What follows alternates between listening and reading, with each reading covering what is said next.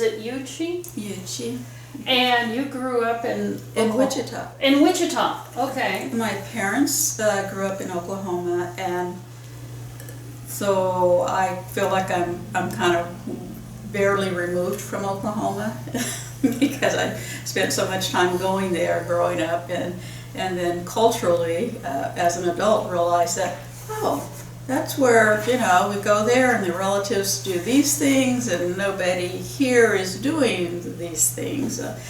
My mother is Lois, spelled L-O-Y-C-E, not Lois, Lois Johnson Lewis. Okay. Johnson's the maiden name. My father's name is Fred C. Lewis. He was born Francis Charles because that's what his mother had named him. He hated the name growing up. Francis was like a girl name, so he went by FC. So, anyone who's known him as a young person, and it's FC. So he went by FC. They came in the mid-1950s. They were born in 1928 and 29 and had been high school sweethearts. And my grandfather, my mother's father, had passed away when she was 16 and my mother was the youngest child. So her brother enticed her to come and live with him in St. Paul, Minnesota, because my mother ethnically is Native American and African American. Her father was half black. And so she lived under segregation, and so she went to the black schools, and although her complexion is about what Dawn's is, and the brother had gone to World War II, and there's a big wide world out here outside Oklahoma, and if you go to school here, you won't have to be in a segregated environment. I think, you'd really. So she went to St. Paul from a little town, Oklahoma.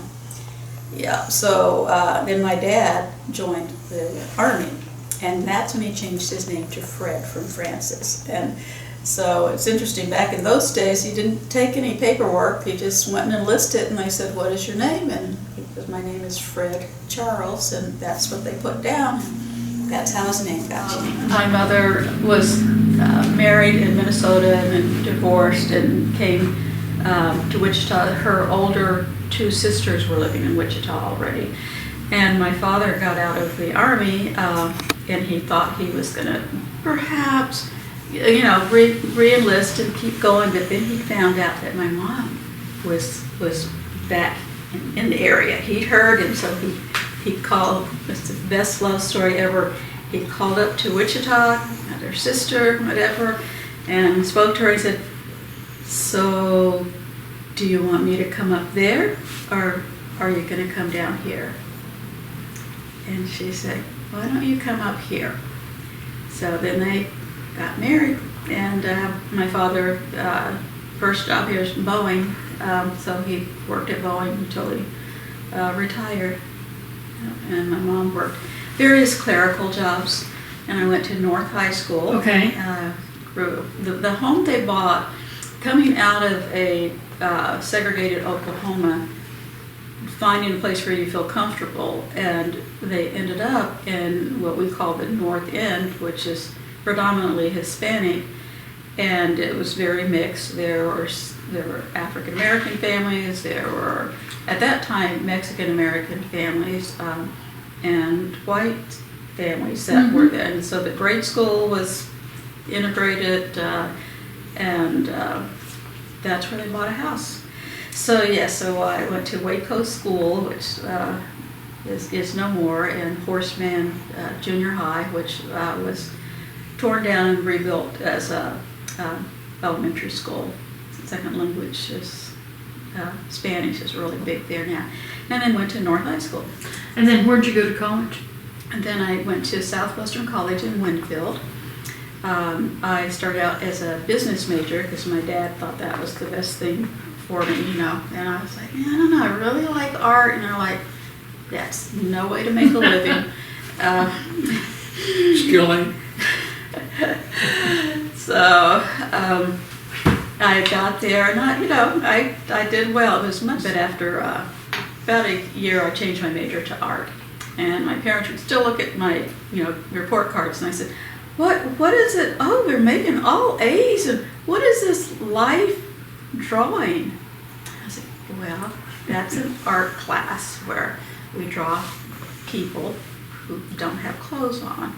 And and my dad, I think your parents usually know you really well. They didn't bat an eye. They were just like, we know she's gonna do what she wants, as long as she's making good grades and progressing. That led to the senior year, and people with art degrees from a small college don't have jobs waiting for you. And someone ahead of me, a few years, had, there used to be a Crayola factory there, Benny and Smith was in Winfield, and someone had gotten a job there. They'd done an internship and got hired, and I was like, wow, there's, so if you can find some place to give you an internship. And at that time I was dating my now ex-husband, and he was a couple years ahead of me.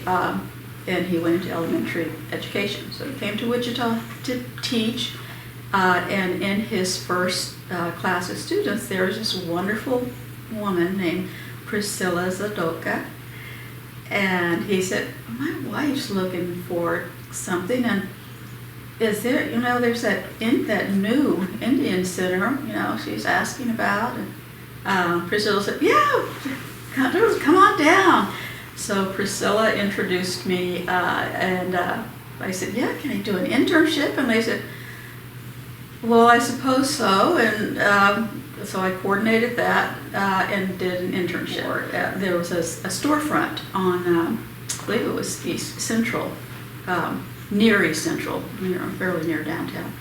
And I'd gone there and taken a beading class once when I was in high school. I was always aware of my nativeness, and had just wanted to learn the arts and crafts. And then the Indian Center had an opening, so I went right back across the street to the Indian Center Museum. So I worked both places like 2 times. I did this little back and forth. By me having an art degree, working in this cultural museum, I knew about the art, but I appreciated the art and culture, but I had to do a lot of research to do the exhibits. And the faculty in Wichita State University's anthropology department, those that had, were cultural anthropologists and archaeologists, very willing to, they really helped build me up and the Indian Center Museum. So if I had questions on anything, they would direct me, to research, and I loved research, it was great. So I would, for an exhibit, I would say we had certain pottery that was in the collection. It's like, well, let's see if I can build an exhibit around this. And there were a couple of volunteers who might know collectors. And so it was, well, we can get someone to loan us something. And I was borrowing things from museums and going to pick up items to build enough, to have enough items to have an exhibition. And then, doing the research on it. So it was really fun.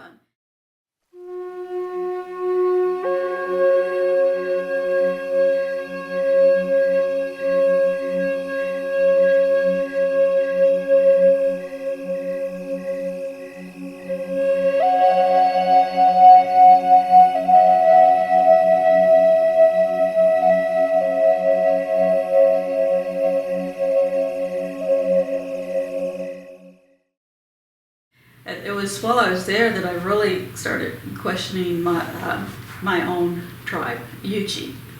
It's like, well, nobody really ever hears about it, and and I looked in there was a small library there, looked us up, and it started out with an extinct tribe from the southeast, and I was like, oh, okay, well, doesn't help one's ego, and I mean, I know we're You're living in everything. yeah, but okay.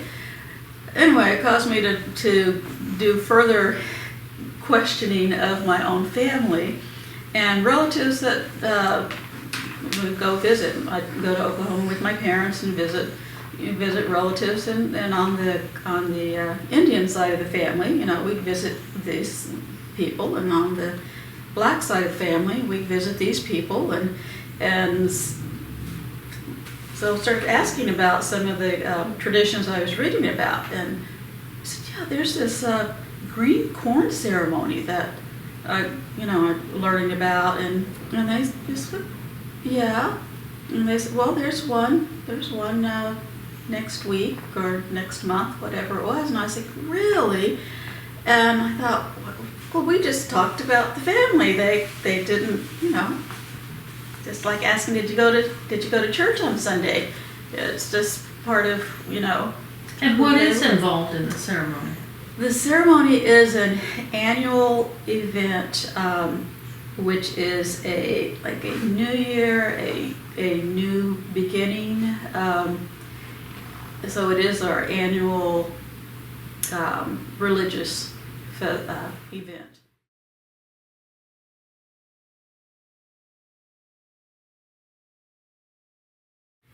The whole thing is quite complex. It takes several weeks to do all the proper things. There's medicine men. There are certain medicines that are involved. There's a sacred square or ground that we use. They're established. So with the Yuchi tribe, for example, I'm familiar with two. I've been to two.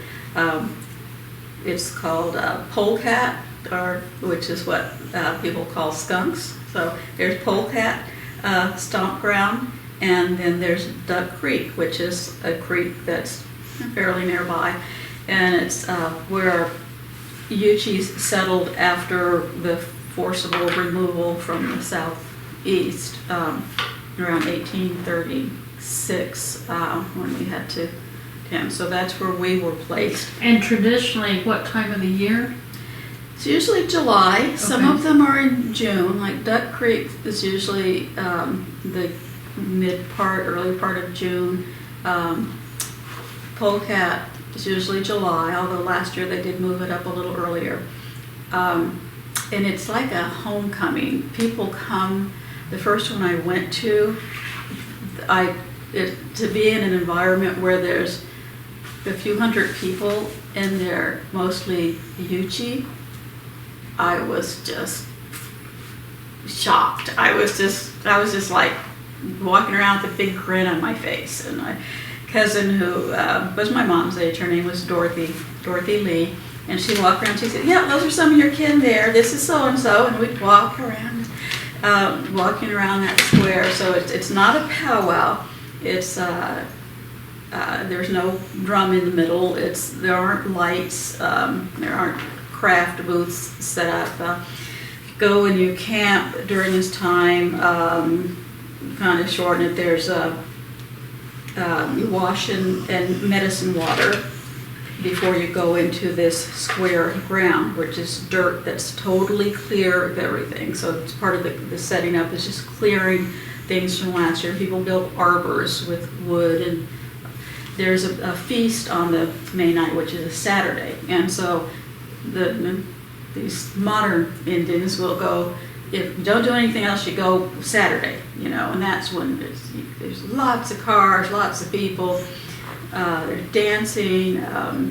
It's called stomp dancing, and it's our shaking shells. The women wear shells, which are tortoise shells that were filled with stone, and there may be 2 to 3 rows from knee to ankle, and there's a movement, so you hear this shh, shh, shh, shh, shh, shh, shh.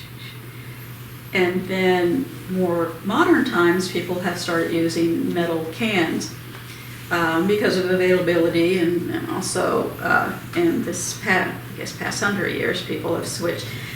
So during the ceremony, as it's the ribbon dancers is when the women come out to dance. The men have been fasting and drinking black drink during that Saturday, and that is something that makes them, to purify, they have to go out into the woods and throw up. So they're out there in the heat, that Oklahoma heat, and we're like cooking. And sometimes we're supposed to be fasting too, but you kind of have to sometimes sample a piece of fry bread to see if it came out right. Quality. Always fry bread. Quality control. And so once they've been out all day, then the women join in, and so there's beautiful clothing that's put on, and ribbons from the hair and or clothing and the shells, and then the women are taken out. So till that point when the women can go after the end of the men's event, you're not allowed on the ground. Like, I can't just walk out there. It's not allowed. There's a sacred fire that's built, and there's cardinal direction logs are placed and burned and scooted in by little. So that's the sacred fire. So after everyone's out, has done their, the women have joined in with the men, then there's the feast. So that's late in the day on Saturday, and it can be a few hours. People just leisurely, you walk around and visit people. If you walk into anyone's camp around the area, they'll welcome you and offer you something to eat. So recently there wasn't anyone dancing in my family for various reasons. People are sick or whatever is going on. And I went by myself, and I was like, it's fine. I've got my lawn chair, and I know my way around, and I just talked to the couple people I knew, and I went and just joined in and sat and ate with the people, and they were cousins, of course, because we kind of can trace ourselves back, and so it was delightful for me.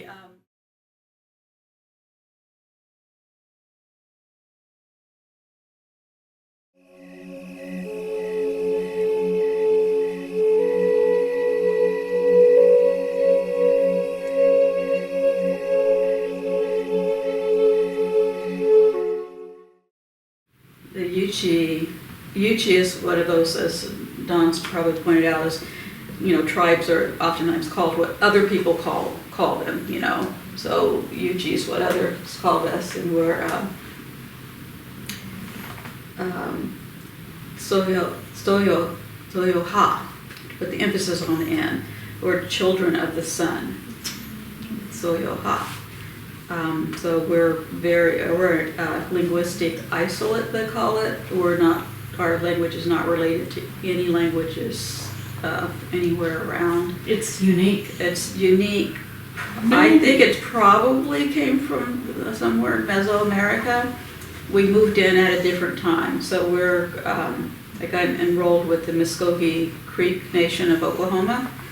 We traveled with them. We were aligned with them when move came, so that's how we're recognized, but our languages are way different, and they are more underworld people, and we're sky people. Okay. Which is, I can tell you that we're not from the same place, and I got to listen to the language. The language is very important. I wish I knew it. My mother's mother had to come to live with us from a time right after my mom moved here. None of her kids were living in Oklahoma, and she was on the land allotment, which is back from the removal. In any event, she decided to, I'm going to move in and all of her kids wanted her to come. She decided to come and live with us so she could help babysit, and I had an aunt who lived down the block. So, we had this little community there. So my grandmother's name was Melissa Barnett, and she grew up speaking only Yuchi. until she was 6 years old, and her mother died, and then she had a sister, Janetta, and those two were very, very close. And their mother died, and they went to one of the Indian boarding schools, Chilocco, and it's in Oklahoma. It's about 3 miles south of the Kansas border, and she was beaten if she spoke anything other than English. And it's just, it's just heartbreaking. Think of these two little girls, and they don't know English, and so it was horrible. So she did survive that. She and that aunt, they married 2 brothers. So I have these double cousins. Oh, I know that. But in any event, by her being in Wichita when I was born, I consider her my favorite. I'm her favorite. It's like my private grandma. She's right here in the house, and so I spent a lot of time with her, and she was the sweetest lady.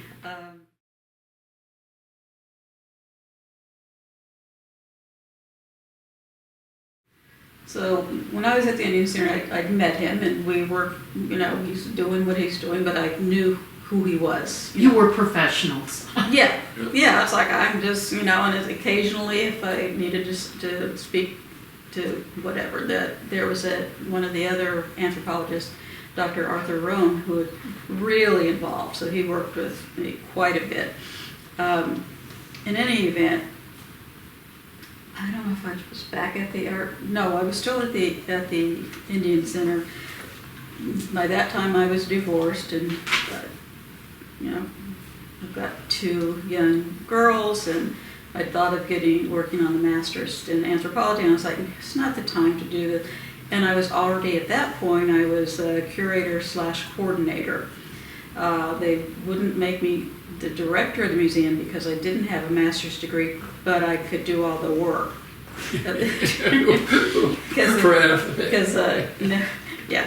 Anyway, so I did all the budgets, I did the hiring, did the firing, I just did everything, which was fine. One day a man walked in from Park City, Kansas, with some things he had and some fabric wrapped up, and he wanted to, wanted to talk to the curator and wanted to know what these things are. And I said, oh, okay. So Betty came and got me, and I said, wow, it's cool. It's this stone, it's like a blade or something, well, and lithic stuff. I know now, lithic, but like big. I was like, where did you find this? And so apparently they were working on a golf course for the country club, and this was the backfill dirt that was around the edge. And so he just found these big. So I said, well, there's a party this weekend with the anthropology department, and I'm invited. Would you leave this with me over the weekend, and I can take it? This would be Dr. Blakesley's area. And he said, yeah, sure, that's fine. So I go to this party, and this is when I really noticed, and I unwrapped this, I brought something in and I unwrapped it, and his eyes began to twinkle. He was just, and I thought, well, he's not a bad looking guy.